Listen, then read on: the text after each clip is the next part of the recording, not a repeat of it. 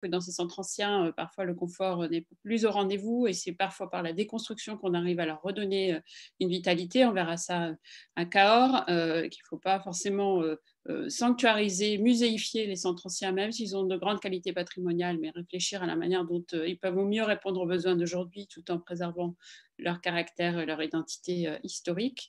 On aura un deuxième temps autour des espaces publics, puisqu'on sait aussi que pour redonner envie de centre-ville, il faut que les espaces soient de qualité, qu'ils soient attractifs. On avait vu dans d'autres forums, par exemple, que la végétalisation de places urbaines pouvait permettre à de nouveaux usagers de mieux s'approprier les centres anciens. On verra aujourd'hui comment à Ajaccio, cette question a été traitée avec beaucoup d'intérêt et de qualité. Et puis pour terminer les séquences projets, on parlera de paysages et comme le disait Roland Michel-Blaisot, la nature en ville, y compris dans ces centres anciens et denses et même protégés et même avec des caractéristiques patrimoniales qui parfois demandent ou en tout cas donnent une certaine complexité à ces projets.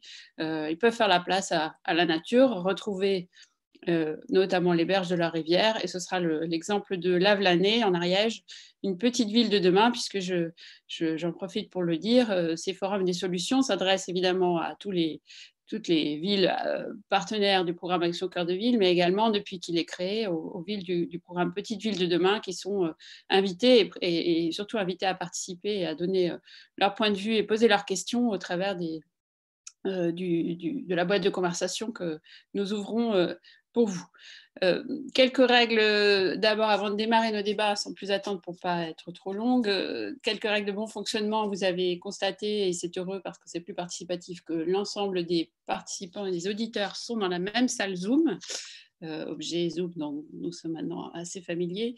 Et je vous demanderai donc de bien vouloir systématiquement éteindre vos micros, vous adresser aux intervenants via la boîte de conversation. Les questions seront reformulées, reposées par l'équipe Action Cœur de Ville et celle du PUCA, afin qu'on ait des débats sereins et efficaces. Voilà.